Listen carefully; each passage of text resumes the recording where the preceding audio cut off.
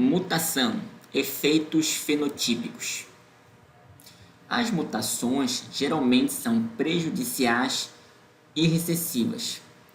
Os efeitos das mutações nos fenótipos de organismos vivos variam de pequenas alterações, ou seja, mudanças pouco perceptíveis, até mesmo a letalidade, ou seja, que são capazes de levar o indivíduo à morte. Então, pessoal, de um modo geral, as mutações elas não são benéficas para os indivíduos, muito pelo contrário, geralmente elas são prejudiciais, ok? Além disso, elas também são recessivas. Embora existam de fato mutações que sejam dominantes, o grande número delas, entretanto, são de mutações recessivas. A maioria das mutações são prejudiciais e recessivas porque modificam genes que codificam enzimas em vias metabólicas. Tranquilo? Então, esse é o motivo pelo qual as mutações geralmente elas são recessivas. Além disso, pessoal, é importante salientar que essas mutações, de um modo geral, elas acabam, por causar essas alterações nas vias metabólicas, bloqueando essas reações químicas como uma consequência das alterações nas vias metabólicas. Então, vamos analisar a seguinte situação. Se nós temos, por exemplo, aqui, pessoal, um precursor, poderia ser, por exemplo, um substrato. Para que esse substrato se transforme em um produto, por exemplo, em muitos casos é necessária a ação de uma enzima específica. Essa enzima ela é o resultado da ação de um gene. Então, esse gene tem como produto gênico a enzima. No caso aqui, nesse exemplo hipotético, se tem o gene A, que codifica a enzima A. Isso acontece no caso de um gene, que nós vamos considerar aqui como sendo o alelo do tipo selvagem, ou seja, o alelo que não sofreu nenhum tipo de mutação nesse momento aqui. Então, esse precursor, quando sofre a ação dessa enzima, se transforma em um produto. Caso esse produto ainda se torne a matéria-prima para outras reações químicas, podemos dizer que esse produto ele se tornará um intermediário, porque nesse momento esse produto ainda não é o representante do final da via metabólica. Dessa forma, se tem um intermediário, que podemos chamar de intermediário de número 1. Nesse caso, esse intermediário pode se transformar em um novo produto que nós temos aqui. E essa reação ela é codificada por uma outra enzima, que podemos chamar de enzima B, que por sinal é o produto gênico do gene B. Aqui no caso nós temos uma cópia desse alelo, que é do tipo selvagem. Caso esse produto ainda participe de outras vias metabólicas, ele será um intermediário, como é o caso aqui, do intermediário 2. E aí, para que ele se transforme em uma outra substância química, vai ser necessária a ação de uma outra enzima, por exemplo, a enzima C, nesse exemplo hipotético, que por sinal essa enzima C é o produto do gene C, tranquilo? Então, quando não houver mais reações químicas na qual esse produto irá participar, podemos de fato dizer que ele é o produto final da via metabólica. Então, observe que um determinado substrato, ou um precursor, ele pode passar por várias etapas em uma via metabólica até que se tenha o produto final dessa via metabólica. E aí, nesse percurso, é necessária a ação de várias enzimas específicas para determinado substrato. E essas enzimas, por sua vez, são o produto da ação de vários genes, pessoal. Tudo bem? Então, isso é uma situação padrão, normal. Agora, nessa outra situação aqui, imaginando que ocorra uma mutação em um determinado gene, por exemplo, aqui, olha, no gene A, o que vai acontecer se ocorrer essa mutação? Aí você vai ter uma outra cópia desse gene. Lembrando que alelo é a cópia de um gene. Então aí você vai ter um alelo mutante. Podemos dizer aqui, né, usando uma expressão didática, nós teríamos aqui, olha, um alelo recessivo, sendo representado por uma letra minúscula, e o alelo dominante sendo representada por uma letra maiúscula, ok? Então, o que nós podemos observar aqui é o seguinte: caso ocorra uma mutação, existem vários tipos de mutação que podem ser causadas aí por deleções, inserções, né, substituição de pares de bases, enfim. Então, o que vai acontecer? Esse alelo mutante, ele vai resultar o quê? Em um produto gênico alterado. Nesse caso aqui, olha, uma enzima inativa. Seria aqui, olha, a nossa enzima A, inativa, ok? Isso em homozigoto, que é um indivíduo que tem duas cópias iguais de um determinado gene. Então, essa enzima que iria transformar esse precursor aqui em um outro produto, já não vai ser capaz de fazer mais isso.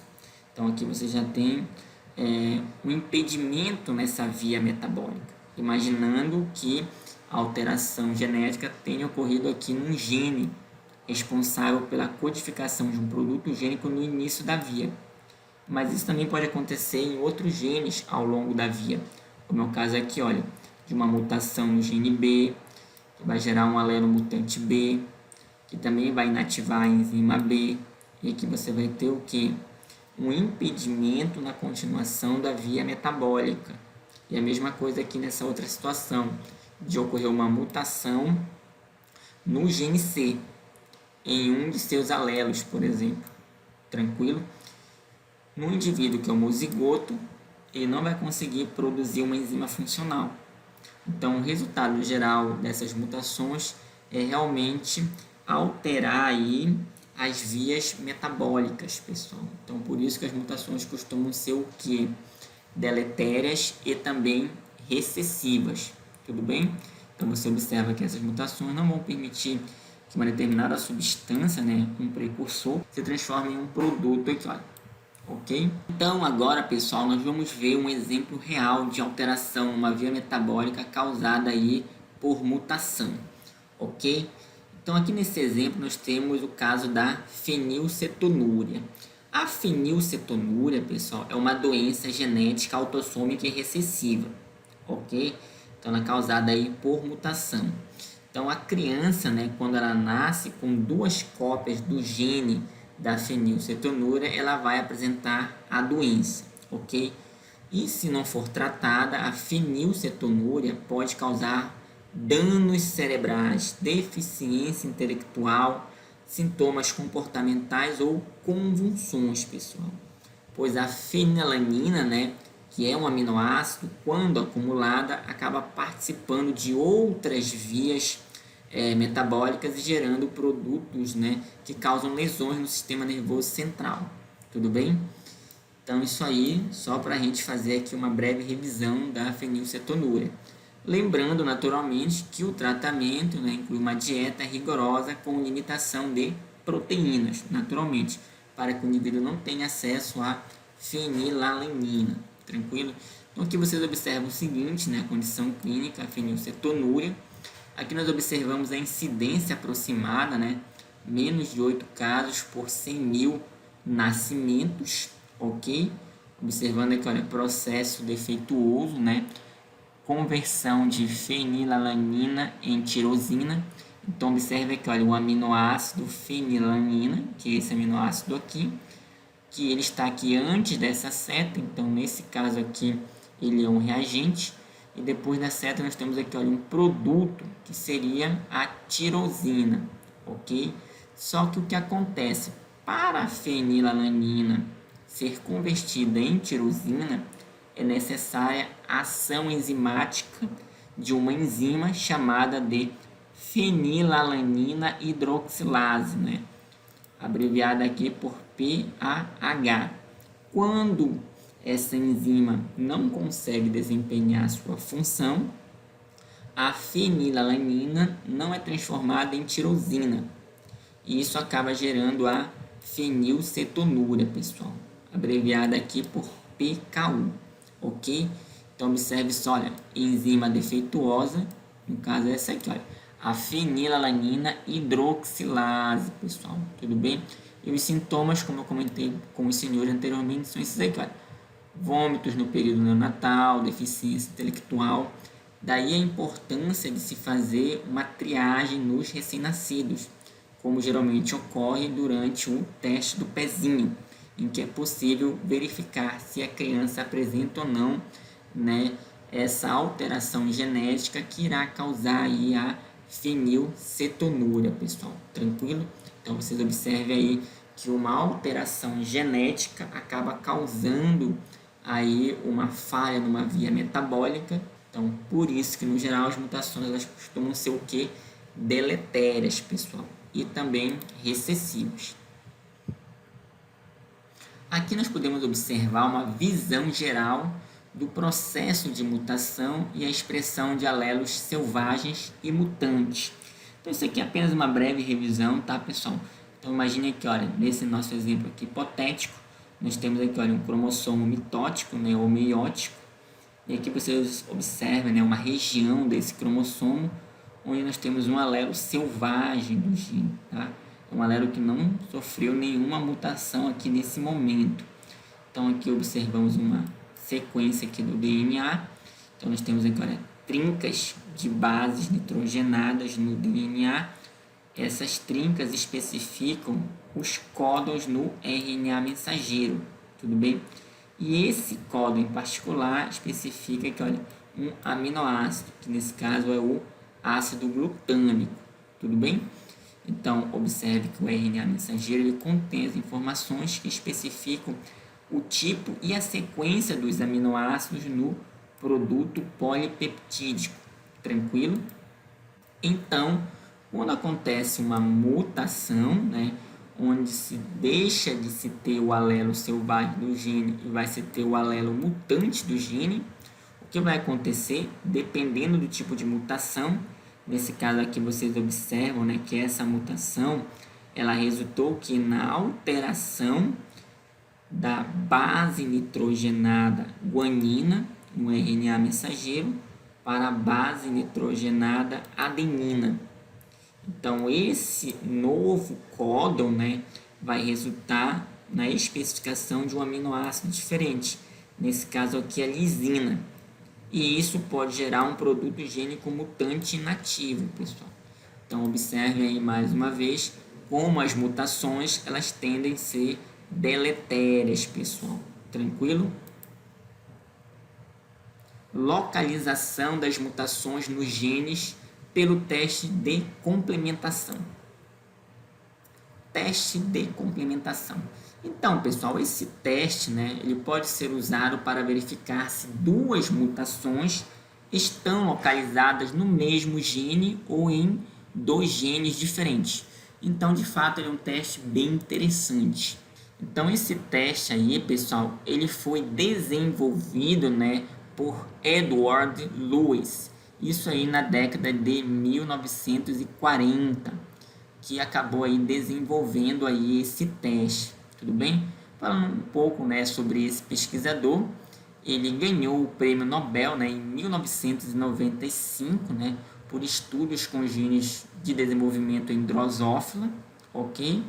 E também ajudou a fundar aí a Evodevo, né, essa relação entre evolução e desenvolvimento, né?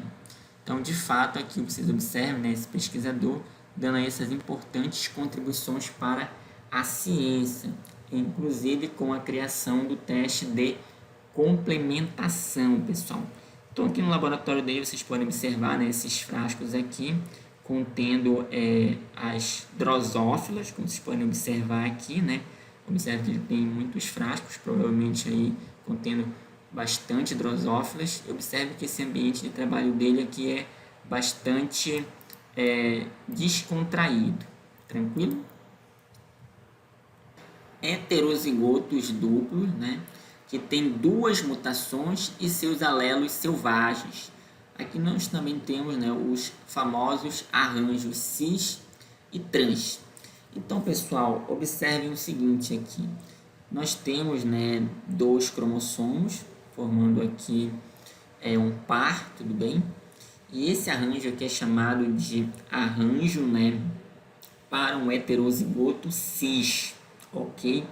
Então, vejam bem, nós temos aqui, olha, duas mutações, né? Observe aqui, olha, M1 é a primeira mutação e M2 é a segunda mutação, tá?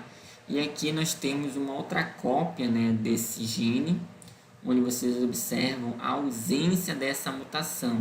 Então, esse sinalzinho de mais aqui indica o alelo selvagem, pessoal. Observe aqui, olha, alelos selvagens, tanto aqui quanto aqui, tranquilo? Aqui no lado direito, né, do vídeo de vocês, eu coloquei aqui essa representação didática para vocês compreenderem melhor. Então, observe que nesse cromossomo aqui, olha, nós também temos, olha, um gene e aqui nós também temos outro gene.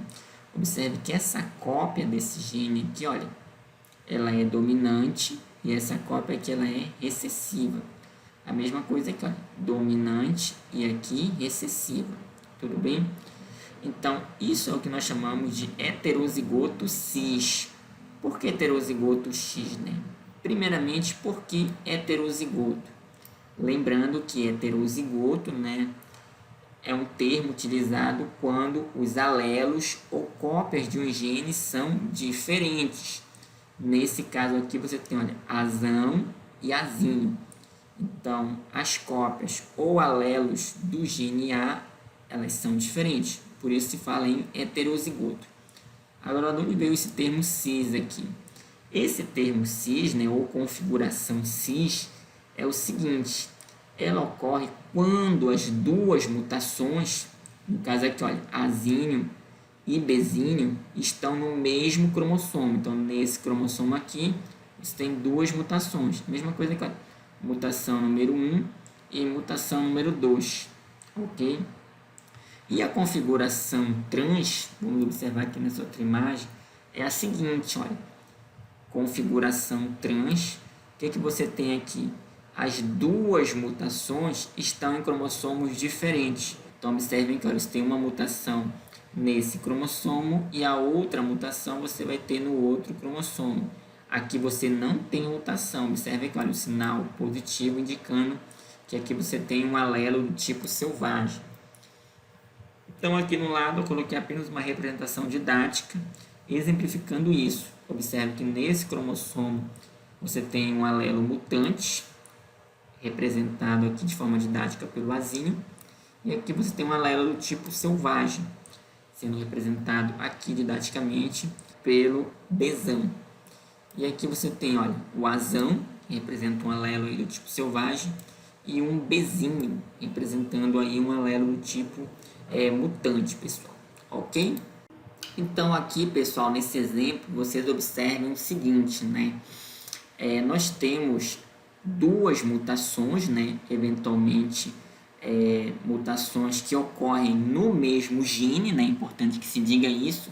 E com base na análise da posição dessas mutações nos cromossomos, é que se desenvolveu aí o teste, né? Proposto pelo Lewis. Então, observem aqui, nós temos as moscas homozigotas para as mutações ligadas ao X, tudo bem? Então, observe aqui o seguinte, nós temos esse gene, chamado aqui de gene white, white em inglês significa branco. Então, aqui nós temos o cromossomo X, né? Esse cromossomo aqui de número 1, ok? E aqui nós temos o homólogo dele, né? O outro cromossomo X, no caso aqui o de número 2. Então, observe que aqui, destacado em vermelho, você tem uma mutação, tá? Nesse cromossomo. E aqui nessa região você não tem uma mutação. No cromossomo X de número 2, você tem a mesma mutação, a PR bem aqui, e aqui você não tem mutação. Então, por isso que são moscas homozigotas, né? Para as mutações ligadas ao X. Tudo bem? Essa estruturação do genótipo garante esse fenótipo aqui, olha. Moscas com olhos laranja amarelados. No caso aqui, a mutação W, né, para olhos brancos. Observe que quando o indivíduo apresenta dois alelos, né, com essa mutação W, ele vai ter olhos brancos. Tudo bem? Quando ele apresenta dois alelos com essa mutação APR aqui, ele vai ter olhos laranja amarelados. Tranquilo? Essa abreviação aqui, né, APR, ela é bem interessante, que é uma abreviação que vem da palavra damasco, em inglês, né, apricot. Então, por isso que se usa essas letras A, P e R, pessoal. Isso em alusão, né, à cor laranja amarelado dos olhos das moscas, né, ser também semelhante à cor do damasco. E as moscas acabam tendo esse fenótipo aqui, tudo bem? Então, nesse caso, essas moscas, elas são homozigotas. Observem só, né, duas cópias iguais aqui, olha, do mesmo gene. Então, você observa que esse alelo é igual a esse outro alelo. Esse alelo também é igual a esse outro alelo. Por isso que se fala em moscas homozigotas, ok? E aqui embaixo nós temos, olha, o gene White, tudo bem? Nesse caso aqui você observa a ausência de mutações, tá? Então você não tem nenhuma das duas mutações observadas aí em cima, em nenhum dos dois cromossomos X1 e X2. Então nesse caso o fenótipo seria o que? Olhos vermelhos da drosófila de tipo selvagem, pessoal. Tranquilo até aqui? Então vamos analisar aqui essa situação. Essa mosca aqui, pessoal, por exemplo, ela é um indivíduo que apresenta essa configuração aqui, olha, chamada de cis. Por que cis?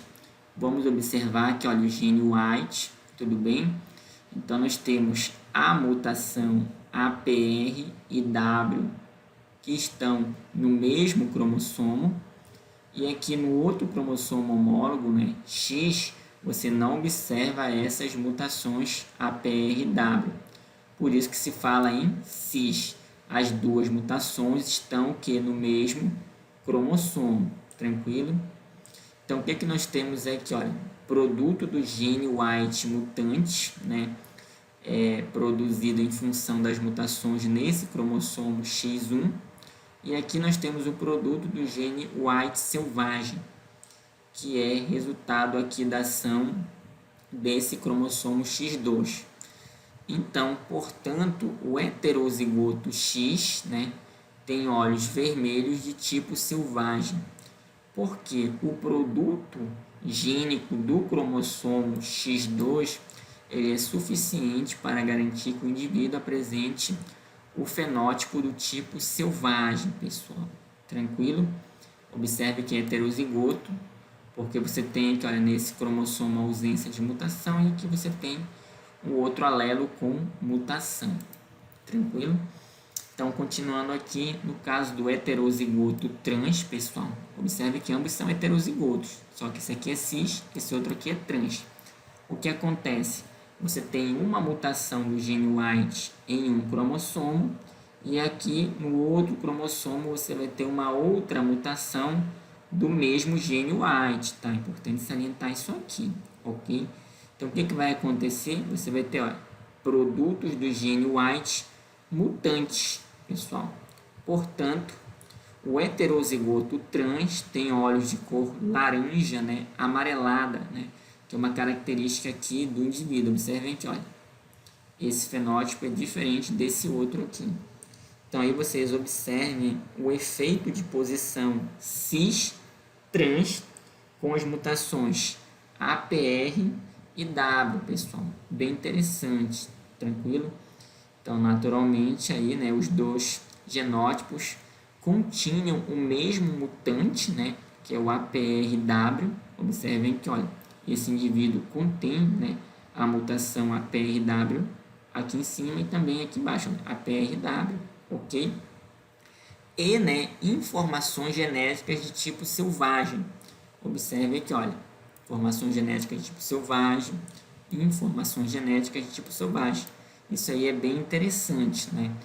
Entretanto, né, essa distribuição dessas mutações, elas estão aqui em arranjos diferentes, como vocês podem observar, arranjo cis e arranjo trans, ok?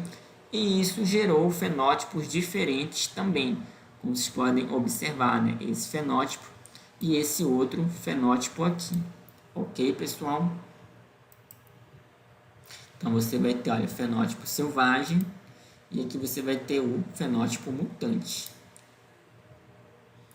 Então, quando organismos que contêm os mesmos marcadores genéticos, porém em arranjos diferentes, têm fenótipos diferentes. Diz-se que os marcadores apresentam efeitos de posição, pessoal. Ok? Então, o tipo de efeito de posição que o Lewis observou é chamado de efeito de posição cis-trans. Então, vocês observem aqui, né, esse indivíduo que apresenta o fenótipo mutante, como nós vimos no slide anterior, né, nessa configuração aqui trans, tá ok, pessoal?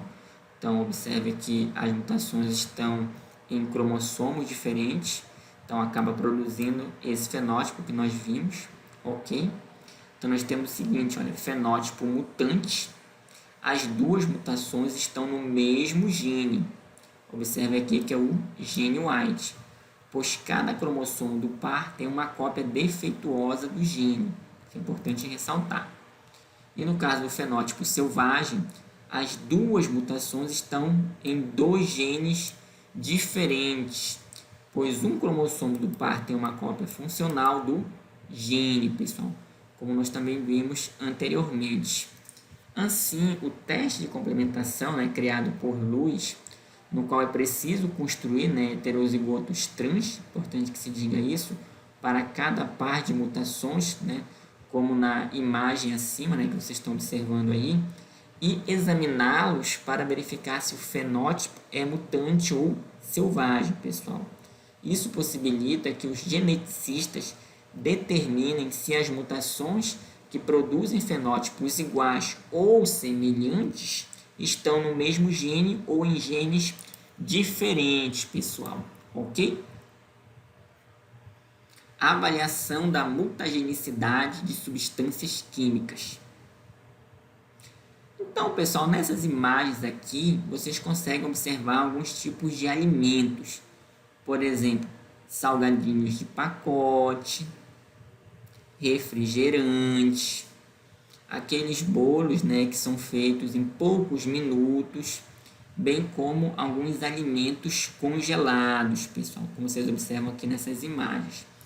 Então, geralmente, esses produtos, né, da era moderna, eles contribuem para a alimentação das pessoas, ok. Só que tem um pequeno detalhe. Esses alimentos, alguns deles, são muito industrializados. E o que acontece? Alimentos ultraprocessados podem aumentar o risco de câncer.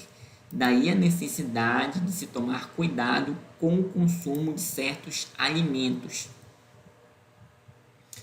Então, aqui nós temos esse artigo, né, que ele comenta um pouco sobre essa situação da utilização de alimentos que foram muito industrializados. Então, observe aqui, olha, um incremento de 10% na proporção de alimentos ultraprocessados na dieta foi associado a um aumento de 12% no risco de câncer em geral e 11% no risco de câncer de mama, como aí uma consequência da utilização desses alimentos que passaram por muitos processos industriais, pessoal. Então, esse artigo aqui ele aborda essa situação. Então, cientificamente, já está comprovado com esse e outros trabalhos que o consumo de certos alimentos fornecidos aí pela indústria podem causar danos à saúde das pessoas. Aí vem a seguinte pergunta: mas como saber se uma substância química causa mutação? Então, pessoal, Embora quando estejam em um supermercado, as pessoas se preocupem mais com o preço das mercadorias do que com os efeitos mutagênicos que podem ser causados pela presença de substâncias químicas usadas na fabricação de tais alimentos, é importante ficar atento às embalagens que podem conter informações sobre esses produtos e os riscos para a saúde. Tranquilo? Hoje em dia, já é possível saber se determinada substância pode ou não causar mutação, devido à utilização de alguns tipos de teste, como nós veremos a seguir. Tudo bem? Teste de Ames. Então, pessoal, Bruce Ames e colaboradores desenvolveram um método sensível e de baixo custo para teste da mutagenicidade de substâncias químicas, o que de fato é algo muito útil, pessoal, graças aí, ao trabalho do Bruce Ames, que é esse pesquisador, e também de colaboradores. Então vamos analisar como funciona o teste de Ames. Então, pessoal, nós temos o seguinte: o teste utiliza, pessoal, mutantes de Salmonella typhimuriuma, ok? Incapazes de fazer a biossíntese de histidina. Então, por isso, essas bactérias são chamadas de auxotróficos, tranquilo? E também extratos de fígado de rato contendo enzimas metabólicas, pessoal. Então, aqui você tem essas bactérias nessa imagem aqui, obtida por microscopia, tudo bem? E lembrando que a histidina é um aminoácido, ok, pessoal? Então, vamos analisar aqui um pouco sobre esse teste de Ames. Então, aqui nós temos a primeira etapa, tudo bem? Nós temos o que? Olha, cultura de auxotróficos, de salmonela. Nesse caso aqui, você observa que esses indivíduos eles não conseguem realizar a biossíntese de histidina. Então, observe esse sinalzinho negativo aqui, para indicar que são mutantes, ok? Olha, com mutação por mudança de matriz de leitura. Lembre-se, pessoal, que mudança de matriz de leitura ela pode ocorrer por inserção ou deleção de um ou dois nucleotídeos no DNA. Tranquilo, pessoal? E aqui nessa outra imagem ao lado nós temos a etapa 2, que é um preparo de solução de possível mutágeno. Ou seja, nesse recipiente aqui você tem a substância química que vai ser testada para se analisar se ela é ou não capaz de realizar uma mutação em um organismo. Então, nós observamos aqui a etapa 3, nós temos aqui a dispersão das bactérias em meio agar contendo traços de histidina. Lembrando que o meio agar é um meio nutriente para o crescimento das bactérias, ok? E traços de histidina, pois algumas substâncias químicas são mutagênicas apenas para o DNA em replicação, mas apenas uma quantidade pequena de traços de histidina, tranquilo? Não suficiente para gerar colônias de bactérias. E na etapa 4, observe o seguinte: a aplicação da solução contendo possível mutágeno sobre disco de papel filtro, ok? Então aí o que foi que aconteceu depois? Se separou aqui, olha, uma placa, para servir de controle, observe aqui, olha, placa de controle, e uma outra placa para participar do teste, Então você observa aqui, olha, que se colocou, o papel de filtro nessa placa de Petri, contendo aí as bactérias, e aqui você observa, também a presença do possível mutágeno. Isso aqui na placa experimental, tudo bem? É o que ele coloca aqui na etapa 5, Colocação do disco com possível mutágeno em placa experimental. Então, com as duas placas, o que se observou aqui, olha? Foi na etapa 6, incubação das placas, a 37 graus Celsius, uma temperatura adequada aí, para o crescimento das bactérias, crescimento que eu falo no sentido aí de desenvolvimento e formação das colônias, ok? Então nós temos aqui, olha, observe aqui nessa imagem as colônias, tudo bem? Então nós temos, olha, revertentes, né, histidinas, né, positivos, né, espontâneos, ou seja, bactérias que já conseguem realizar a biossíntese do aminoácido histidina, mas isso aconteceu aqui, olha, de forma espontânea, tudo bem? Isso pode acontecer de fato.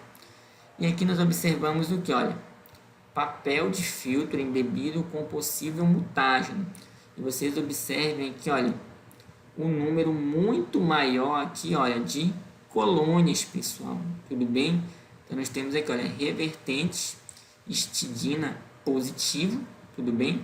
Induzidos pelo mutágeno, ou seja, essa substância química que foi colocada aqui nesse papel foi capaz aqui de induzir mutações, nesse caso fazendo com que as bactérias que não eram capazes de realizar a biossíntese do aminoácido histidina fossem capazes agora, olha, de realizar a biossíntese desse aminoácido histidina. Isso aconteceu devido a mutações que essas bactérias sofreram, causadas aqui pela substância química. Tranquilo? Isso é bem interessante. Então, observem aqui embaixo. Entretanto, vários carcinógenos não eram mutagênicos nas linhagens bacterianas testadas, mas eram mutagênicos quando metabolizaram nas células eucarióticas. Ou seja, pessoal, a substância química testada ela não causava mutações em células procarióticas, no caso aqui, olha, células das bactérias, por exemplo, mas sim em eucarióticas, capazes de metabolizar um composto não mutagênico em um mutagênico devido à ação de certas enzimas presentes aí no caso das células eucarióticas, pessoal. Tudo bem? Então, para contornar essa situação, que foi utilizado no teste de EMES, né, um extrato de fígado de rato, como nós veremos no slide seguinte. Então, você observa aqui, né, a seguinte situação, que EMES e colaboradores, né, acrescentaram aí um extrato de fígado de rato, contendo enzimas metabólicas, aos sistemas de ensaio, pessoal. Isso na tentativa, né, de detectar a mutagenicidade dos derivados metabólicos das substâncias testadas. Então, né, por exemplo, os nitratos presentes em alguns alimentos não são mutagênicos ou carcinogênicos. Lembrando que carcinogênicos são os produtos, né, que podem causar câncer, ok? No entanto, nas células eucarióticas, os nitratos eles são convertidos em nitrosaminas, que são, nesse caso, altamente mutagênicas e também carcinogênicas, pessoal. Então, observe aí a necessidade de ter sido empregado no teste de EMES a utilização aqui, né, do extrato de fígado de rato, pessoal.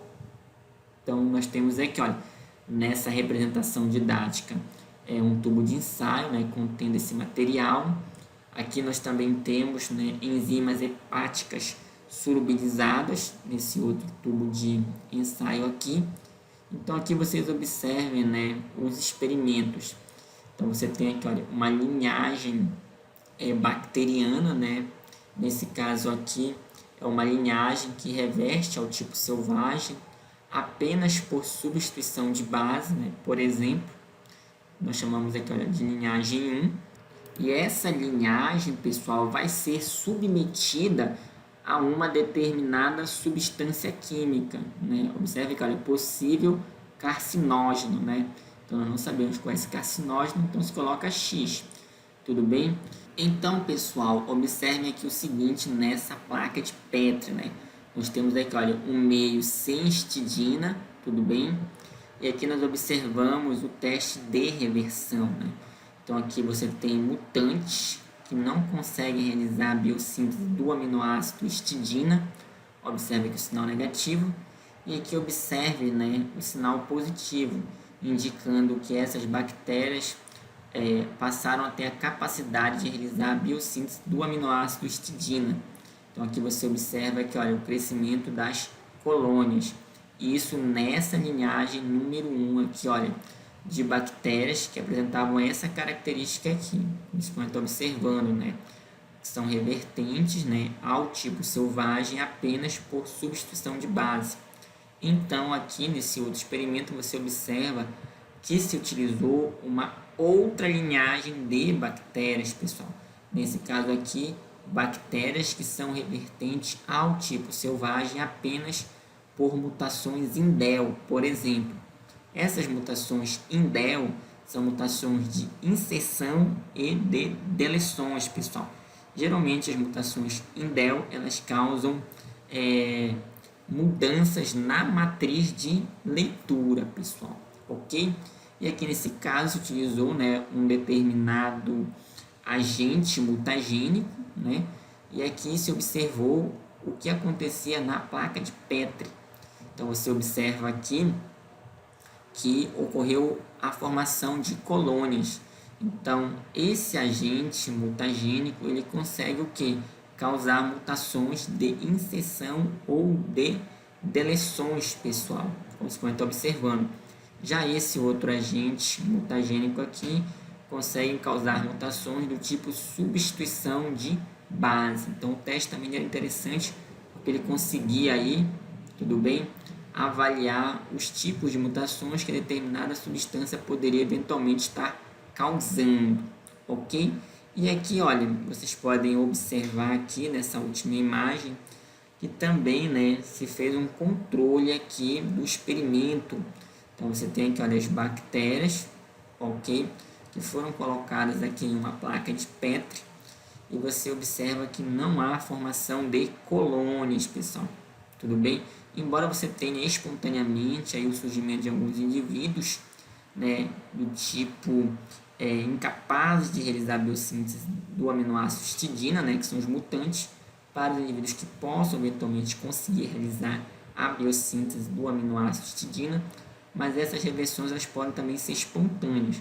Mas você não observa aqui a formação de colônias, pessoal, ok? Quando não se acrescenta nenhuma substância, né, para teste, né, de mutagenicidade, ok, pessoal? Então observe que de fato é um experimento bem interessante. Então, nesse slide seguinte, né, o que nós temos, né? Vem uma pergunta para os senhores. O que a aflotoxina B1 faz de acordo com o teste de Ames? Então, vamos analisar aqui nesse gráfico. Nós temos aqui, olha, a dosagem em nanogramas de aflotoxina B1, tudo bem? Aqui nós temos algumas linhagens de bactérias. Então, observe aqui, olha, isso aqui é uma linhagem de bactéria, tudo bem? Nesse caso aqui nós temos a descrição, olha, linhagem sensível à reversão pela substituição de base, essa linhagem aqui. E nós também temos outras duas linhagens, tudo bem? Nesse caso você observa aqui, olha, linhagens sensíveis à reversão por mutações indel, são as mutações de inserção e deleção, tá? E aqui nós temos, olha, colônias revertentes por placa, tudo bem? Esse aqui é o número. Então você observa que a presença, né, de aflotoxina B1, ela permite o que? A formação dessa colônia aqui, olha, tudo bem? E essas bactérias, pessoal, são capazes, né, de se multiplicarem, portanto, de formar colônias, caso sejam, né, revertentes, nesse caso aqui por substituição de base. Então a aflotoxina B1, ela consegue fazer isso aqui, olha, substituição de bases. Então, ela não faz aqui, olha, mutações do tipo indel, porque observa que essas colônias aqui, elas não se desenvolveram, né, como essa colônia aqui em cima, olha, que atingiu um grande número, justamente porque a aflotoxina B1, ela provoca mutações do tipo substituição de bases, pessoal, tranquilo? Então, ela não provoca esse outro tipo de mutações que são típicos dessas outras duas colônias aqui. Então, observe aí que o teste de Ames, ele também é muito interessante porque ele consegue, né, identificar qual tipo de mutação uma determinada substância é capaz de provocar. Então, nós também temos aqui, né, essa descrição aí da ação da aflatoxina B1, né? Observe ela bem aqui, na sua fórmula estrutural. Então, ela se liga, né, e libera a base, gerando um sítio apurínico, pessoal. Observe que essa aqui é a base guanina, e a guanina é uma base do tipo purínica, tudo bem? Então, aí, essa é a ação da aflatoxina B1. Teste do micronúcleo. Então, pessoal, aqui eu trouxe para vocês um outro teste também interessante, né, para análise aí de mutagenicidade, ok? Então, observe só, o teste, né, detecta a presença do micronúcleo. Aqui eu coloquei uma descrição para os senhores: porção da cromatina formada a partir de mitoses defeituosas, sendo uma consequência de dano ao material genético causado por alguma substância muito tóxica, conhecida como agente mutagênico. É importante ressaltar que o teste do micronúcleo ele não vai dizer qual é o agente mutagênico que está causando a mutação, né, ou dano aí ao material genético. Ele apenas vai dizer que está sendo causado algum tipo de dano ao material genético, ok? Justamente aí pela presença dos micronúcleos. Então, observe aqui, né, uma célula em divisão. Então, durante o processo de divisão celular, você pode ter aí, né, a formação dos micronúcleos. Então, você observa aqui, olha, as células filhas, que você observa o núcleo principal, e aqui você observa, né, o material genético que ficou no interior de pequenos núcleos. Observe aqui, olha. Então, isso aqui é um micronúcleo, pessoal. Então, isso pode acontecer nesse tipo de divisão celular, nesse outro tipo aqui, né, em que você tem uma separação incorreta dos cromossomos durante o processo de divisão celular. Então, os cromossomos, né, eles acabam, né, se separando do restante do conjunto cromossômico. Então, observe aqui, olha, no detalhe, nós temos esse caso aqui, olha, de material genético bem aqui, olha, que não se separou corretamente, acabou formando aqui, olha, esses micronúcleos. A mesma coisa aqui também, olha, material genético, no caso aqui, olha, cromossomos, que não conseguiram se separar da forma adequada, pessoal, durante o processo de divisão celular. Isso aqui acabou gerando aqui, olha, um micronúcleo, né? Então, você observa isso bem aqui, olha. Tudo bem? Aqui também você tem uma ponte, né, no detalhezinho. Então, o teste do micronúcleo ele é interessante, né, para detectar aí alterações no material genético que podem ter sido causados por um agente mutagênico. Então, para maiores informações sobre o teste do micronúcleo, eu indico essa literatura aqui, né, chamada Mutagênese Ambiental, da autora Lúcia Regina Ribeiro e colaboradores, que traz essa e muitas outras informações sobre mutagênese, pessoal. Aqui também, né, a título de exemplificação, eu trago para os senhores um fato que aconteceu, né, em 2018, que foi um vazamento da barragem dos rejeitos de bauxita, oriundos da empresa Hidroalunorte, localizadas no município de Barcarena, no estado do Pará. Então, vocês observam aqui, olha, o vazamento dos rejeitos de bauxita. Você observa aqui esse evento acontecendo nesse período de 2018, ok? Então, na água, né, contaminada foram encontrados o que? Altos níveis de chumbo, nitrato, sódio e alumínio, pessoal. Lembrando que nesse caso aqui, né, esses materiais são considerados metais pesados, pessoal. E eles têm efeitos sobre o material genético, tudo bem? Então, de fato, é uma coisa que aconteceu, né, e que causou aí danos ambientais, pessoal. Então, como vocês podem observar aqui nessa imagem, né, onde foi feito o teste de micronúcleo em algumas espécies de peixes dos rios e dos igarapés que foram atingidos pelos rejeitos de bauxita da mineradora, né, Hidroalunorte. Então, você observa aqui, olha, esse aqui era o igarapé Murucupi, né, uma imagem aqui desse igarapé, né, nesse período, né, no município de Barcarena, Pará. Então, você observa aqui algumas espécies de peixes né, que foram coletadas para a realização desse teste, ok? Então você observa aqui que nessas células sanguíneas aqui desses peixes foram encontrados o que? Olha, os micronúcleos, pessoal, tudo bem? Olha, tanto aqui quanto aqui também, olha. Observe que essa célula aqui, olha, não apresenta o micronúcleo. E essa célula aqui já apresenta o micronúcleo.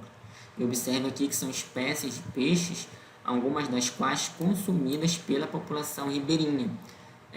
No caso dessa aqui, né, cujo nome popular é piaba, algumas pessoas consomem esse tipo de pescado. E aí você observa, né, que a presença desses micronúcleos indicam que tanto o pescado quanto provavelmente, né, a água desses locais não está adequada para o consumo. Naturalmente é necessário se fazer outros testes para se avaliar quais são as substâncias químicas que estão presentes aí nesses igarapés e nesses rios, ok? Mas o teste de micronúcleo já é um indicativo de que é necessário se fazer mais estudos. Então, esses eram peixes, né, do município de Barcarena, Pará, mas também foram realizados, né, análises em peixes do município de Abaetetuba, Pará. Nesse caso aqui, esse peixe, conhecido popularmente com o nome de mandi, foi pescado no rio Jarumã. Nesse peixe, né, quando se fez o teste de micronúcleo, se identificou que, olha, a presença de células contendo aqui, olha, o micronúcleo, pessoal. E é interessante ressaltar que o município de Abaetetuba, ele fica a poucos quilômetros do município vizinho de Barcarena. Então, uma possibilidade seria que agentes mutagênicos oriundos do município vizinho da atividade industrial poderiam também ter eventualmente causado danos ao material genético do pescado no município de Abaetetuba, né? Entre outras possibilidades também, né, de contaminação dos rios de Abaetetuba, que por sinal já é uma cidade que apresenta um considerável nível de urbanização e eventualmente, né, de falta de saneamento básico adequado também, né, pessoal? Então já fica aí, né, o alerta para a necessidade de se avaliar a qualidade da água e do pescado que as populações ribeirinhas estão aí consumindo, o que pode representar um risco para a saúde dessas pessoas. Então daí a importância, né, de se fazer esse tipo de pesquisa. Então, pessoal, eu trouxe aqui também para vocês, né, um documentário, né, em que é apresentado aqui de forma resumida, né, e mostra as ameaças da poluição industrial para as populações locais. Nesse caso aqui, em relação ainda ao caso da empresa Hidroalunorte.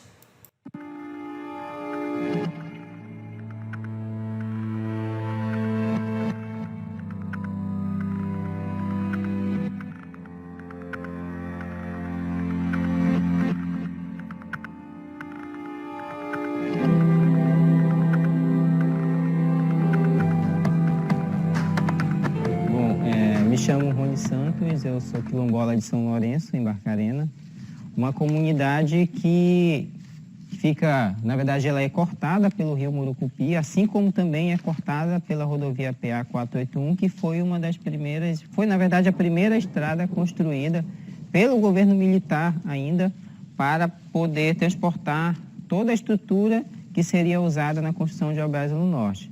Bom, o rio Murucupi, que hoje corta a comunidade aqui de São Lourenço, ele é diretamente impactado por todo o rejeito da produção mineral de Barcarena, não só de Hidroalunorte, como também Imerys, que é a empresa que ao longo dos anos tem se destacado como recordista no número de impactos ao meio ambiente. Então, inclusive, a gente tem ações ajuizadas também contra a empresa Imerys. E o que acontece? O rio Murucupi, ele tem a sua nascente principal justamente onde hoje está implantada o DRS-1 da Alunorte, que é a primeira bacia que foi implantada ainda na década de 70. Então, todo o material que de lá transborda da produção da Alunorte, tanto pela chuva quanto pela irresponsabilidade deles mesmos, acaba sendo carreado para o rio Murucupi. E de lá afeta as comunidades. É muito grande, a luta ela é muito grande desde os anos 80 para cá, do início dos anos 80, né, quando nós fomos ameaçados de sair daqui da nossa área, entendeu? Justamente pela implantação do grande projeto. Então, desde lá para cá, a gente vem nessa luta, né, brigando pelos nossos direitos. Né? Apesar da gente morar numa área que é reconhecida e tem registro, né, de reconhecimento, nós somos bastante ameaçados. Ameaçados pelos governos, né, pelos empresários. Né, e a única forma que a gente encontrou de resistência foi se organizando. A construção da chamada Vila dos Cabanos, que é o núcleo urbano onde foi alocado os trabalhadores da Albras e Alunorte, eles pegaram toda essa tubulação de esgoto e jogaram no rio, prejudicando cada vez mais o nosso rio. Tem tucunaré? Hoje tem.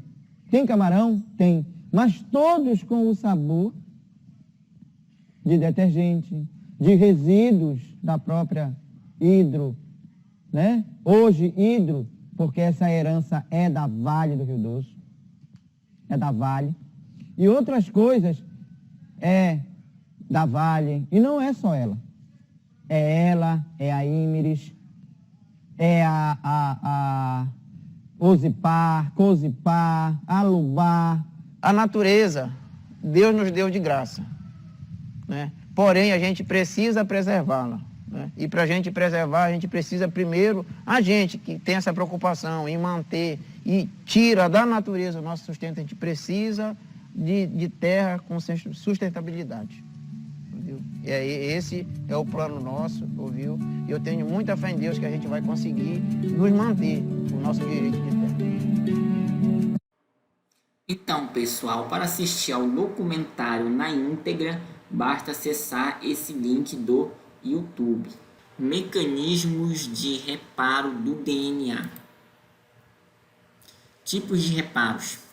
Os organismos vivos contêm muitas enzimas que examinam o DNA à procura de lesões e iniciam processos de reparo quando detectam algum dano. Então, pessoal, vejam bem, embora as enzimas que realizam aí a biossíntese do DNA, no caso aí das DNA polimerases, elas dificilmente venham a cometer algum erro durante a sua atividade, erros também podem eventualmente acontecer. Então, ao longo da evolução, ocorreu aí o desenvolvimento de enzimas que são capazes de corrigir esses erros. E existem diversos tipos de erros. Então, por isso, existem também diversos tipos de enzimas que vão atuar aí em erros específicos durante a biossíntese do DNA ou até mesmo em lesões causadas no DNA, né, depois da sua biossíntese, pessoal, ok? Então, cada via de reparo corrige um tipo específico de lesão no DNA. Então, aqui nós temos alguns tipos de reparos, né? Como vocês estão observando na bactéria E. coli. Então, observe aqui, olha, reparo dependente de luz. Nós também temos reparo por excisão, pessoal. Temos também reparo de erros de pareamento e reparo pós-replicação, além do sistema de reparo propenso a erro, que é chamado aqui de resposta SOS. Tranquilo? Então, desses mecanismos aqui de reparo que já se observou nessa bactéria, eu destaquei aqui em vermelho o reparo dependente de luz, que é um reparo presente, né, em organismos procariotos, como E. coli, mas que não é encontrado, né, em organismos eucariotos. Então, os outros aqui, eles provavelmente estão presentes nos organismos eucariotos, tudo bem? Então, isso é o comentário desse slide bem aqui, olha. Os mamíferos parecem ter todos os mecanismos de reparo observados em E. coli, menos o reparo dependente de luz e também, como ele é chamado, de fotorreativação, pessoal. Então, vamos analisar agora, né, esses tipos de reparo. Então, primeiro nós temos o reparo dependente de luz. Ele é executado por uma enzima chamada de DNA fotolíase, ok? É uma enzima ativada pela luz e ela quebra ligações cruzadas covalentes entre essas bases aqui, olha, timina e timina, citosina e citosina e também entre citosina e timina. Então, observe aqui na imagem duas bases nitrogenadas, né? No caso aqui são timinas, e a ação da radiação, né? No caso aqui UV, ela provoca aqui a formação de dímeros de timina. Então, observe aqui, olha, ligações cruzadas. Então, naturalmente, a permanência da formação desse dímero de timina não é algo adequado para a célula, pessoal. Então, isso precisa ser corrigido. Então, vocês observem aqui, olha, na imagem, né, você tem um trecho da molécula de DNA, ok? E aqui você tem a ação, né, da radiação sobre a molécula do DNA e a formação do dímero de timina. Observe aqui, olha, a formação do dímero, tudo bem? Isso é bem interessante, bem que, olha, nesse ponto. E aqui, olha, você observa, né, a enzima, né, a fotolíase, ela liga-se ao dímero de timina no DNA, tudo bem? É interessante que se diga, né, que a fotolíase, ela liga-se aos dímeros de timina no DNA no escuro, pessoal, tudo bem? Mas ela não catalisa a clivagem das ligações que unem as porções timina, sem a energia obtida da luz visível. Então, por isso que se fala que ela é ativada pela luz, pessoal. Tranquilo? E aqui vocês observam, né, uma representação didática dessa enzima, tudo bem? Mas se vocês observarem aqui, no canto esquerdo do vídeo de vocês, é possível observar, né, a sua estrutura, que olha, tridimensional da enzima fotolíase, ok? Então, pessoal, na presença de luz, tudo bem? Essa enzima, né, isso é bem interessante que se diga, né, que ela geralmente prefere, né, a luz na faixa do espectro azul. Então, observe aqui, olha, que ele diz aqui, olha, absorção da luz azul, tudo bem? A enzima, ela faz o corte, né, ou a clivagem das ligações cruzadas nas timinas, como vocês podem estar observando aqui, olha, já foi feito aqui o corte, ok? E aqui você observa, né, a liberação dessa enzima após a realização da sua atividade. Tranquilo? Então, isso aí, de fato, é bem interessante, né, de estarmos analisando. E só lembrando que esse tipo de mecanismo de reparo não está presente nas células eucarióticas. Aqui nós temos o reparo por excisão, pessoal. Então, vejam bem, o mecanismo básico, né, de reparo de DNA, né, envolve 3 etapas. Então, nós temos aqui, olha, excisão, ressíntese e ligação. Então, aqui nessa imagem, né, no canto direito do vídeo de vocês, é possível observar o mecanismo básico, né, por excisão. Então, nós temos aqui, olha, uma representação didática da molécula de DNA, tudo bem? E aqui nós temos, olha, lesão na fita superior, né? Nesse caso bem claro, no detalhe, para vocês observarem. Nós temos as 3 etapas, né? Que é excisão, etapa número 1, remoção da região danificada, tudo bem? Nós temos aqui a etapa número 2, que é a ressíntese, ok? Em que a DNA polimerase produz uma nova fita superior, né? Usando a fita inferior como molde, como vocês podem observar aqui, olha. Já temos aqui, olha, a ressíntese. E a etapa 3, que é essa última aqui, olha, chamada de ligação, que acontece ligação pela DNA ligase, né, que vai fechar o corte, pessoal, ok? Então, existem dois tipos principais de reparo por excisão. Então, nós temos aqui o de base, em que ocorre o que, pessoal? O reparo de excisão, né? Por bases. Então, nesse caso aqui, o que acontece? Ocorre a remoção de bases anormais do DNA, tranquilo? E nós também temos o reparo por excisão de nucleotídeos, que removem defeitos maiores, como dímeros de timina, pessoal. Então, vamos ver primeiro o reparo por excisão de base. Então, nós temos aqui, né, a molécula do DNA, uma representação didática. Então, aqui nós temos, observe aqui, olha, no detalhe, né, nós temos uma desaminação de citosina, pessoal. Então, você observa aqui na imagem, aqui acima, né, você tinha a base nitrogenada citosina, vou até destacar aqui, olha, um detalhe para vocês. E aí, essa citosina sofreu uma desaminação, tudo bem?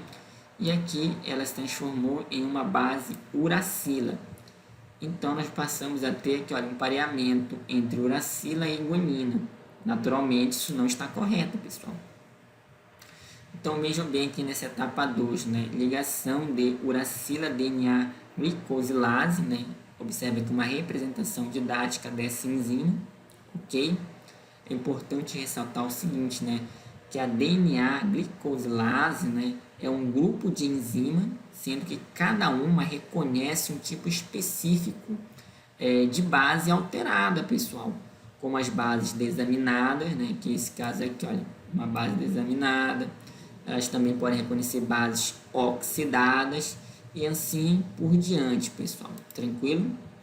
Então, vamos analisar aqui nessa terceira etapa. Nós temos a excisão, né, de uracila. Então, a uracila ela é removida, tudo bem?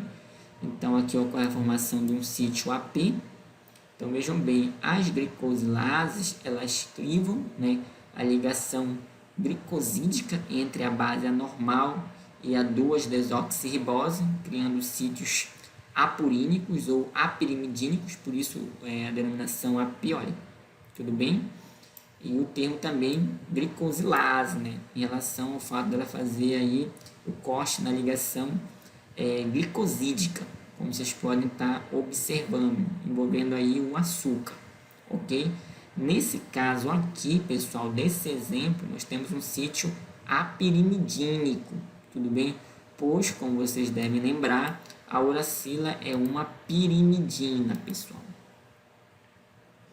Então, aqui vocês observam na etapa 4, né, o açúcar fosfato, né, retirado, né, por AP endonuclease e fosfodiesterase, que são outras enzimas, pessoal. Então, houve antes a remoção da base, agora houve a remoção, né, da estrutura, né, açúcar fosfato.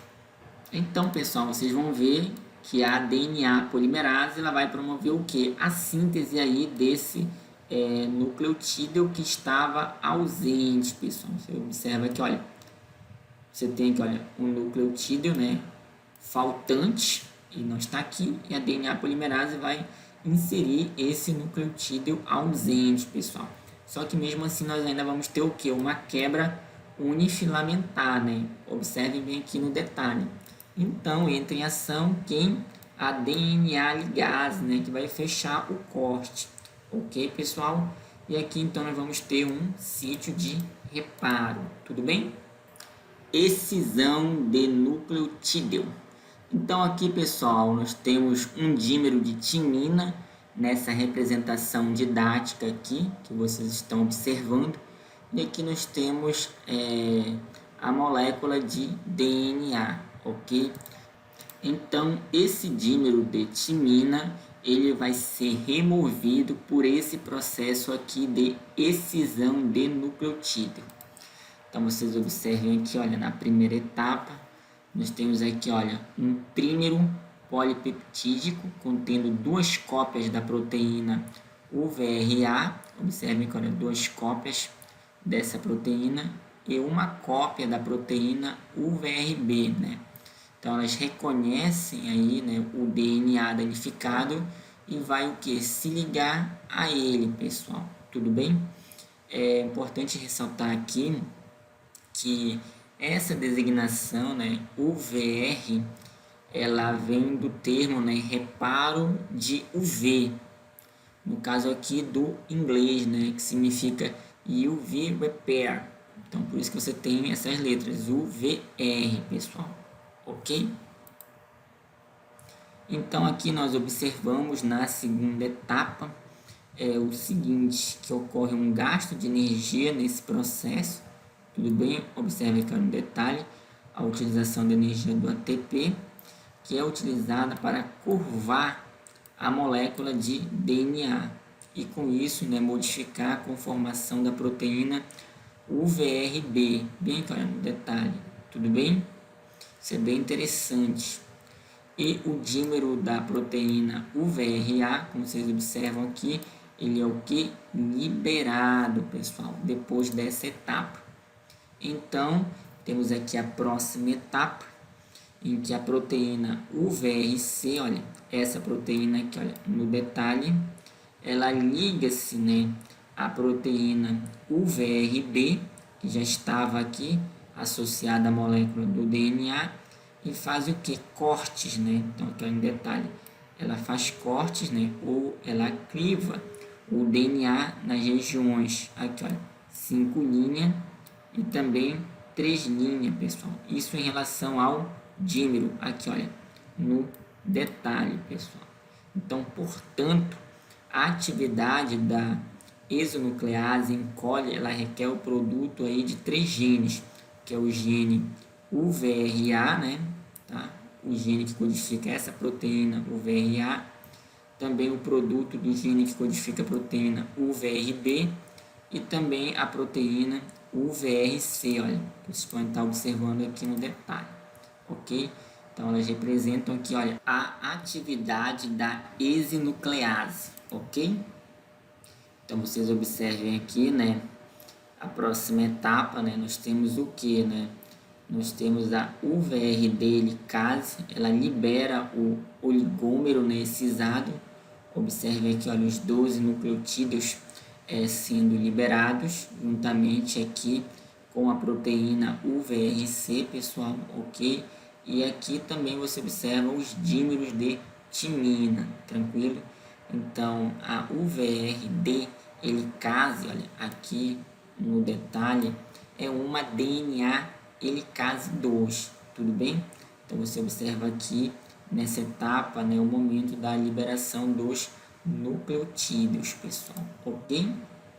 E aqui nós temos a próxima etapa, né, em que, olha, a DNA polimerase 1 substitui a proteína UVRB, observe aqui que a UVRB, ela sai aqui dessa região, tudo bem? E então a DNA polimerase 1, ela preenche a lacuna usando o filamento complementar como molde. No caso, esse filamento aqui de baixo, inferior, como molde, tudo bem? Então, isso aí é bem interessante. Então, você observa aqui, olha, que a DNA ligase, ela fecha o corte, né, deixado pela DNA polimerase, né, ao final aí da sua atividade de síntese. E nós passamos a ter aqui, olha, na imagem, novos nucleotídeos, tudo bem? Então, aqui você tem, olha, saída de 12 nucleotídeos, e aqui você tem novamente aqui, olha, 12 nucleotídeos, e observe que entre eles você não tem mais nenhum dímero de timina, pessoal. Então, a via do reparo por excisão de nucleotídeo em seres humanos, ela é semelhante à que ocorre em E. coli, mas a quantidade de proteínas participantes é aproximadamente 4 vezes maior, pessoal. Reparo de erros de pareamento. Então, é uma via, né, de reparo do DNA, corrigindo erros de pareamento, pessoal, de nucleotídeos que persistem no DNA depois do processo de replicação. Então, vamos analisar aqui para ver como é que esse processo acontece. Então, nós temos aqui a molécula de DNA nessa representação didática com os seus 2 filamentos. Observe aqui o sentido 5', 3'. E aqui você observe, né, o par de bases mal pareado. Tudo bem? Observe aqui nessa região. Então, passando um pouco, né, essa região de mau pareamento, você tem aqui, olha, essa região, né, onde você tem uma adenina metilada. Observe que o filamento molde, ele possui o que? Grupos metil. E o filamento recém-sintetizado, ele não apresenta ainda os grupos metil, pessoal. Eles vão apresentar, mas depois, tranquilo? Então, o que acontece? Nós temos aqui a ação inicial de algumas proteínas, como é o caso da proteína MUT-L e MUT-S, né? Elas se ligam aqui nas bases mal pareadas, como vocês podem estar observando aqui, olha, nessa região. Observe aqui a ligação dessas duas proteínas. E elas reconhecem a adenina metilada no filamento molde. Observe aqui, olha, adenina metilada no filamento molde. Nessa região aqui, olha, formada por guanina, adenina, timina e citosina. Como está aqui no detalhe, pessoal. Tranquilo? Então aqui você tem esse complexo formado por essas duas proteínas. Em seguida, o que acontece, pessoal? Nós temos a participação de uma outra proteína, né? Uma proteína chamada de MUT-H, olha aqui no detalhe. Observe aqui a representação didática dela no complexo, tudo bem? Então aqui você tem que a MUT-H, ela corta, né? Ou ela cliva a fita não metilada. Então você observa aqui em azul está a fita metilada, que é a fita molde, ok? E aqui a outra fita é a fita não metilada. Então essa fita não metilada, que foi recém-sintetizada, ela vai sofrer um corte aqui pela ação da enzima MUT-H, pessoal. Então aqui você já observa essa fita, né, recém-sintetizada com esse corte devido à ação da enzima, né, MUT-H, tudo bem? Além disso, é importante ressaltar o seguinte, pessoal.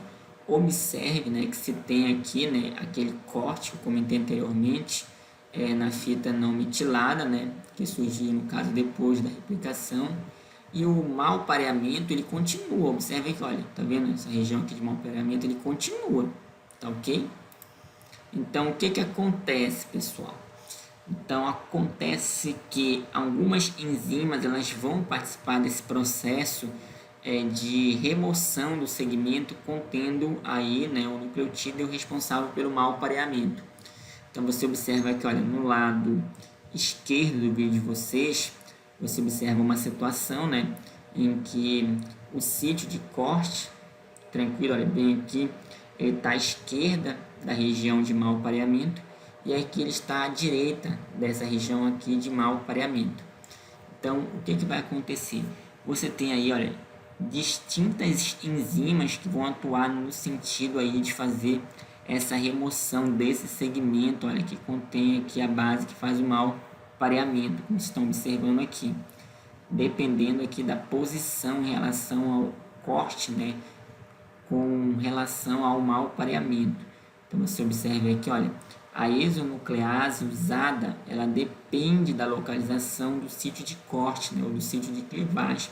Então aqui você tem o sítio de corte nessa posição em relação aqui, olha, ao mau pareamento. E aqui você tem um sítio de corte em relação a essa outra posição em relação ao mau pareamento.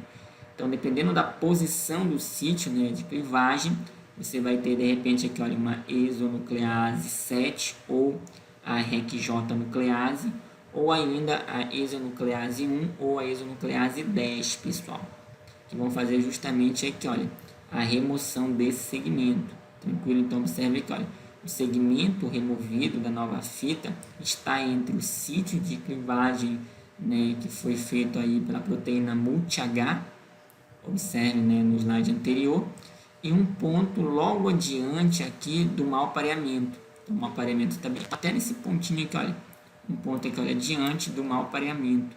Tudo bem? Observe aqui também, olha, um ponto adiante do mau pareamento. Então, sai, né, aí esse segmento, né, que vai ser o segmento removido. Tudo bem? E depois entra em ação que é a DNA polimerase 3, né, com a ajuda aqui da proteína SSB. Então a DNA polimerase 3 vai fazer a síntese aqui do novo segmento, tudo bem? A mesma coisa nessa outra situação, pessoal. Então aqui, pessoal, vocês podem estar observando, né, um vídeo que resume aí esse processo, tá? Com relação a esse sistema de reparo. Então, vocês têm aqui, olha, esse filamento, e aqui você tem um pareamento de bases que foi feito de forma incorreta, tudo bem?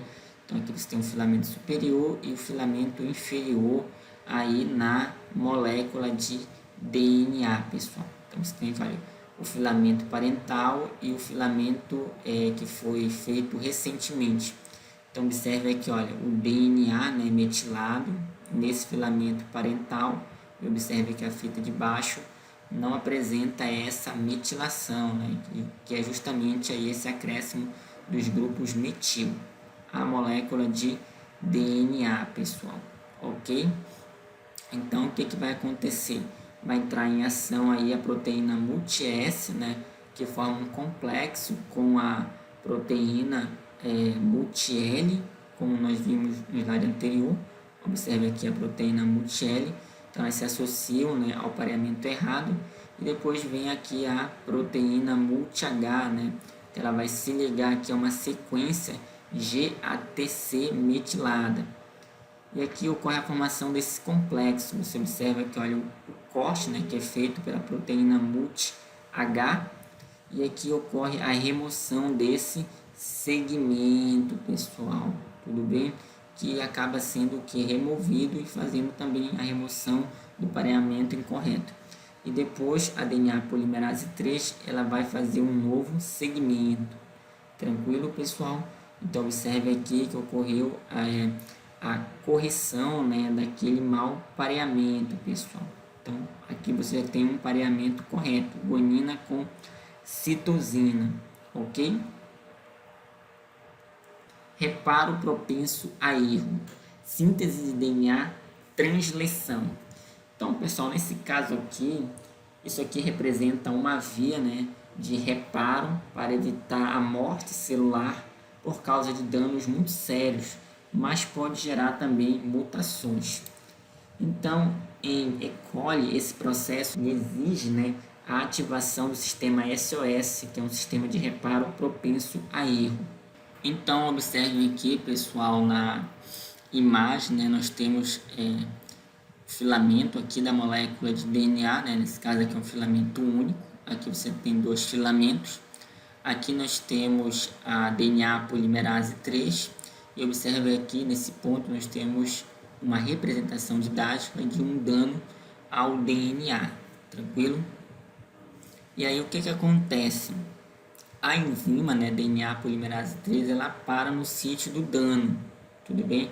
Então, ela não prossegue aqui na sua atividade de síntese quando a molécula do DNA ela apresenta um dano. Então, pessoal, nesse momento entra em ação, né, o sistema aí de reparo, com a ação aqui da proteína REC-A. Observe aqui, olha, essa proteína REC-A, tudo bem? Ela liga-se aqui, olha, a regiões unifilamentares de DNA produzidas pela incapacidade de replicação da DNA polimerase 3 nas regiões lesadas, tranquilo? E com essa ligação da proteína REC-A ao DNA, ela é ativada, pessoal. E em consequência dessa ativação da proteína REC-A, ela acaba também ativando o sistema SOS, pessoal, ok? Então, observe aqui na imagem, né?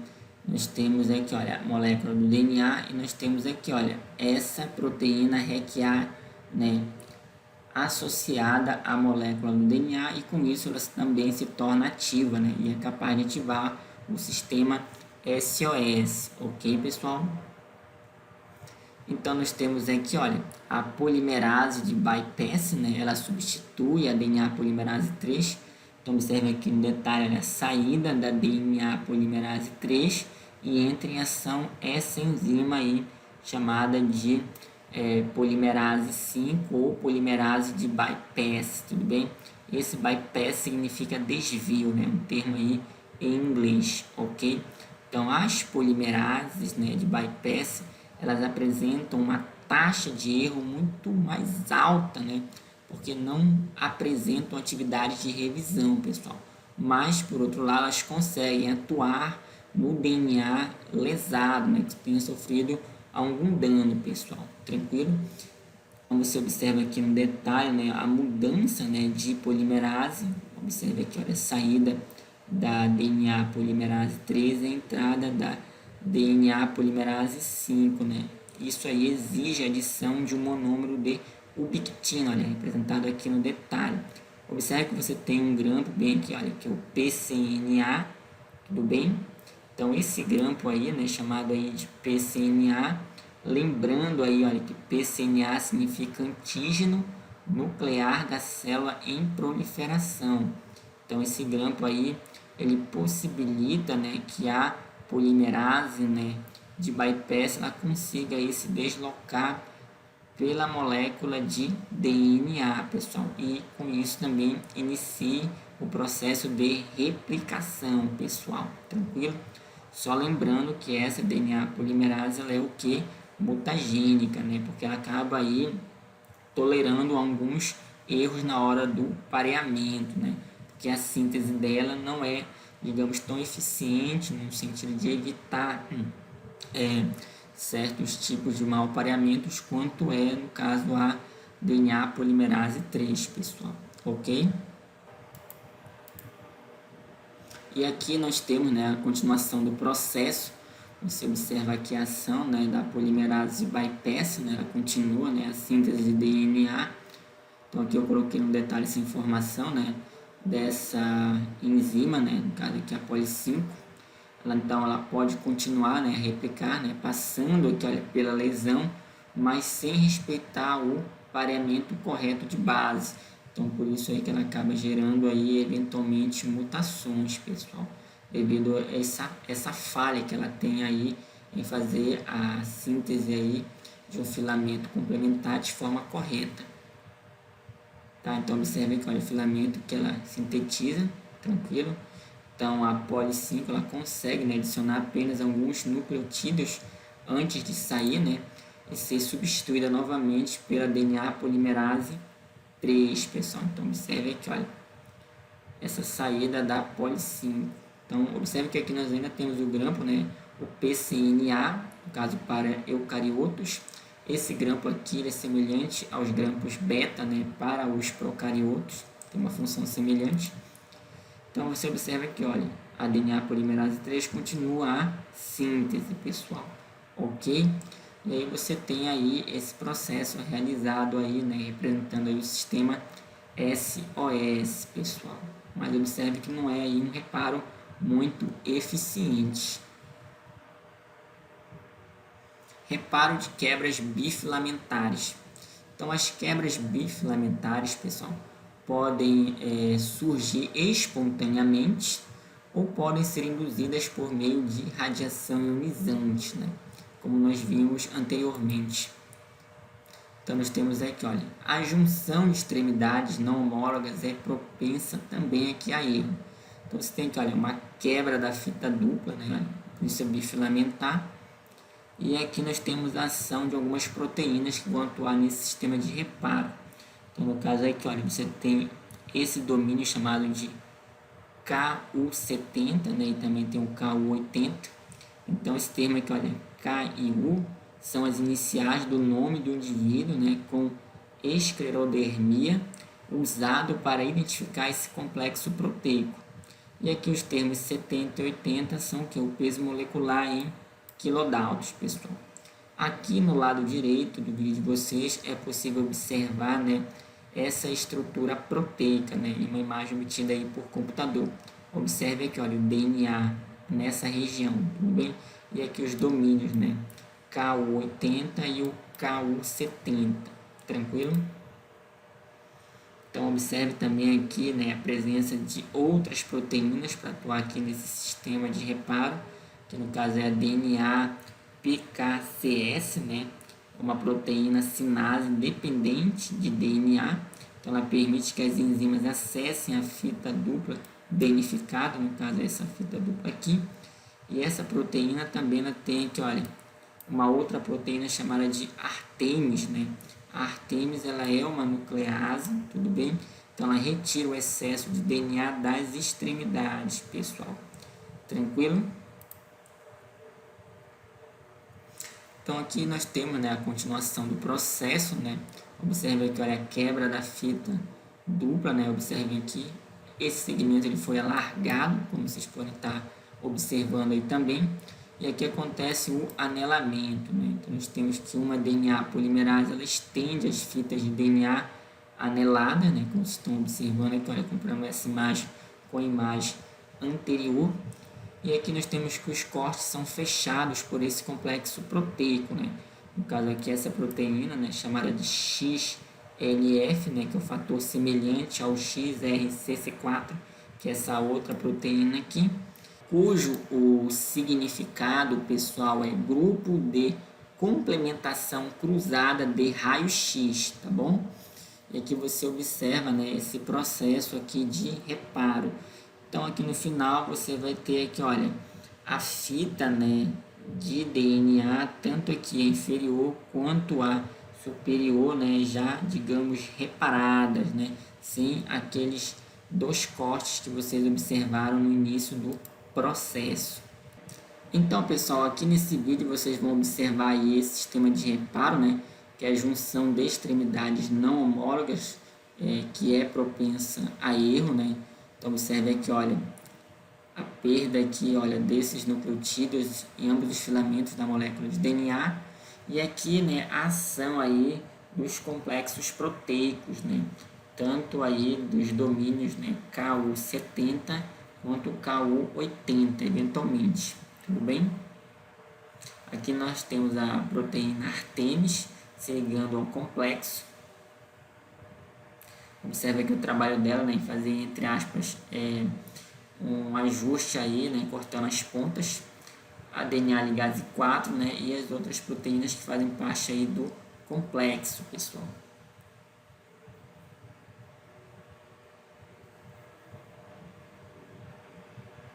E aí no final do processo você tem de novo, né, a molécula de DNA, né, com os 2 filamentos aí que foram, né, reparados. Doenças humanas hereditárias com defeitos no reparo do DNA. Então, pessoal, trouxe aqui para vocês alguns exemplos de doenças humanas que surgem quando o sistema de reparo, né, de danos ao DNA falhou. O primeiro deles aqui se chama xeroderma pigmentoso, né? Então, a causa é a seguinte: deficiência no reparo da lesão, né, do DNA induzida por UV, né, como é o caso aí dos dímeros de timina. Então, nós já estudamos aqui essa questão do reparo da lesão do DNA induzida por UV. Então, observe que é um sistema de reparo importante, e quando ocorre uma falha aí nesse sistema, ocorre o desenvolvimento dessa doença, pessoal. Então, os sintomas são esses aqui, olha, sensibilidade à radiação UV, surgimento precoce de câncer de pele, né, infelizmente, e também distúrbios neurológicos. Então, aqui você observa na imagem direita do vídeo de vocês uma criança que apresenta aí xeroderma pigmentoso. Ou seja, um indivíduo como esse não vai poder se expor, né, ao sol como as outras crianças. Vai precisar sempre usar protetor solar, né, em grande quantidade, usar roupas que protejam o corpo dela contra a ação dos raios solares, e mesmo assim isso não é uma garantia, né, de 100%, que ela não vai ter aqui algumas lesões causadas pela radiação solar, né, alguns danos tão sérios, né, que podem justamente, né, chegar, né, a causar câncer nesse indivíduo, pessoal, infelizmente. Aqui, pessoal, nós temos a síndrome de Cockayne, tudo bem? A causa é a seguinte, olha, defeitos no reparo por excisão de nucleotídeos. Nós vimos, né, esse sistema de reparo aí, né, por excisão. Então, observe como ele é importante, né? Caso ele não esteja funcionando corretamente, acaba aí provocando a síndrome de Cockayne. Então, quais são os sintomas? Sensibilidade, né, à radiação UV, distúrbios neurológicos, né, e do desenvolvimento, envelhecimento prematuro. Então, de fato, né, são sintomas aí, né, bem severos. Então, aqui você observa um indivíduo que apresenta a síndrome de Cockayne. Aqui nós temos o caso do câncer colo retal hereditário sem polipose, pessoal. Lembrando, né, que polipose é a formação de pólipos, né, que são grupos de células no colo, né, ou no reto. Então aqui a causa são defeitos hereditários, né, na via de reparo dos erros de pareamento do DNA, tranquilo. E os sintomas são que, alto risco de câncer de cólon familiar. Então observe aqui essa informação, responsável por cerca de 5% dos casos de câncer de intestino, pessoal. Então observe aí, né, como é prejudicial, né, para o indivíduo não ter um mecanismo eficiente aí de reparo no que diz respeito aí aos erros de pareamento do DNA. Então a pessoa pode eventualmente ser acometida aí por câncer coloretal, como é o caso aqui nessa imagem, né, que está no detalhe aqui mostrando, né, esse câncer aqui coloretal. E aqui no detalhe, né, o mês de maio, né, chamado aqui de mês roxo, que é o mês de conscientização das doenças inflamatórias intestinais, pessoal. Então fica aí a informação, pessoal. Aqui nós temos, né, a síndrome, né, de quebra de Naegeli, tá? Então a causa é a seguinte: proteína de reconhecimento de quebra, né, bifilamentar do DNA. Então é aí no caso uma síndrome, né, de causa genética, né, no caso aqui autossômica recessiva, né, do cromossomo 8. E os sintomas são esses aqui, instabilidade cromossômica, microcefalia, como vocês podem estar observando aqui nesse indivíduo, né? E também propensão a câncer, pessoal. Então essa síndrome aqui de quebra de Naegeli, ela realmente, né, é causada aí por uma falha aí no sistema, né, de reparo, né, de danos ao DNA, pessoal. Então, infelizmente, né, surge aí essa síndrome, pessoal. E, mais uma vez, obrigado pela atenção.